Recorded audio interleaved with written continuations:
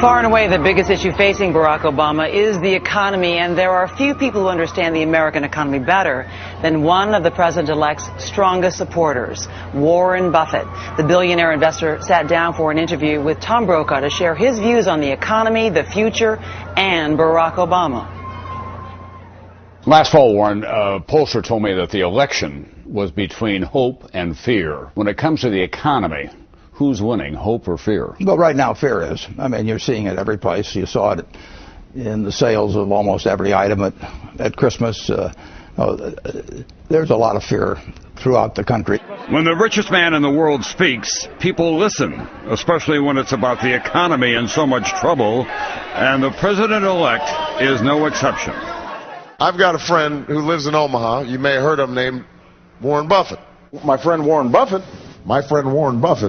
He often cites you as an advisor, and I know that you've been in touch with his economic team. Does he listen? He's a listener. But on the other hand, he makes up his own mind. His team won't run him. He'll use his team. He'll use them very effectively. But in the end, it'll be his decision. I've been describing this as the domestic equivalent of war. Is that an overstatement? It really is an economic Pearl Harbor. The country is facing something it hasn't faced since World War II. Is Barack Obama the right commander-in-chief for the economy? He's the absolute right commander-in-chief.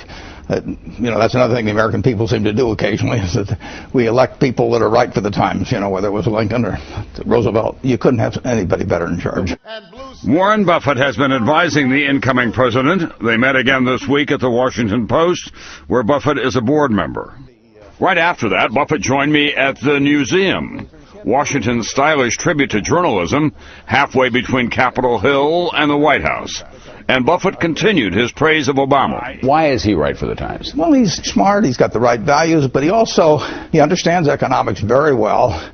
He's cool, he's analytical, but then when he gets it all thought through, he can convey to the American people what needs to be done, not to expect miracles, that it's going to take time. But that we're going to get to the other end. During the course of the campaign, when he talked about his economic policies, a lot of his opponents said he's a socialist. And he would say, look, if I were a socialist, would I have Warren Buffett as one of my advisors and one of my friends? Yeah, no, he believes in America where there's more and more goods and services to go around, but he does believe in having everybody get a better shot at it than's existed in the last 20 years. Well, we can't underestimate the challenges that we face. We also can't underestimate our capacity to overcome them.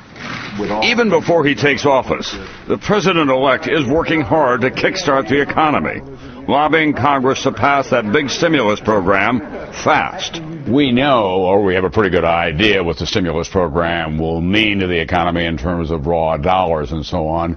The economists can't seem to come to a judgment about how long it will take for it to have an effect.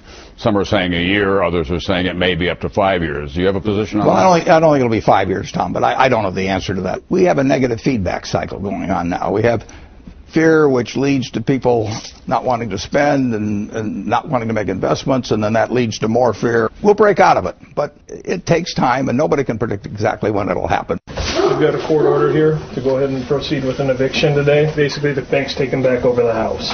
This economic freefall began when the housing bubble burst. Mortgages that turned out to be too good to be true, too easy credit, too much greed, people living beyond their means, which is something no one can ever accuse Warren Buffett of doing. You live in the same house that you've lived in Omaha for how long now? 50, a little over 50 years, yeah. Were you ever tempted in the last 5 years to build one of those bigger houses on the outside? No, I'm happy where I am. Somebody said one time that success is getting what you want and happiness is wanting what you get, and I got that house 50 years ago and I love it.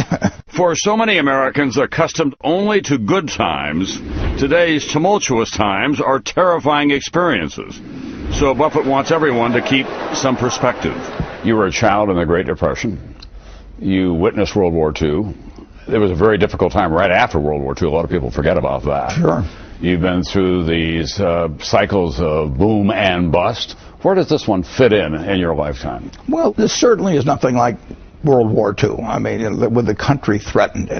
It's not like the Great Depression, but it's a severe economic. I mean, this is number one since World War II. But since 1776, it's never paid to bet against America. We come through things, but it's not always a smooth ride. Ask not what your country can do for you.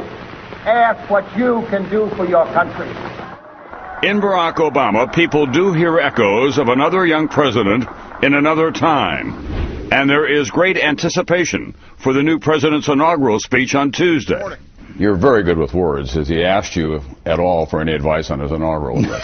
No, I have not been sitting around writing fourscore. That's right. No, he doesn't need any help. We have nothing to fear but fear itself. That's right, nothing to fear but fear itself. Right. But does it have to be in that tone? Are we ready for that again? Well, I don't have any specific knowledge, but my guess is it will be inspirational. It will be asking something of the American people. I mean, he has every right to expect something of the American people. And I think the American people want something to be asked of them.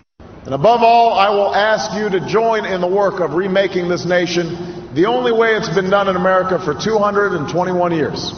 Block by block, brick by brick, calloused hand by calloused hand. And how important is the new president to all of that in terms of instilling confidence and talking bluntly to the American people, saying there is going to be some pain here and you may have to make some sacrifices? That's exactly what he's going to say, because it's the truth.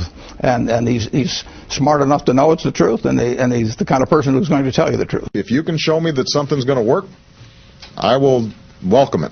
If it works better than something I've proposed, I'll welcome it. He absorbs what people are saying, and in the end, he comes out, with better ideas than I come out with when I'm listening to the same thing. He has an ability to extract from other people a lot of information. He's a great editor of people's ideas, and then he's not afraid to act. I mean, he's got a confidence about him which is warranted. It's not an arrogance, but it's a confidence, and he believes in himself. He believes in his country, and he'll get the job done.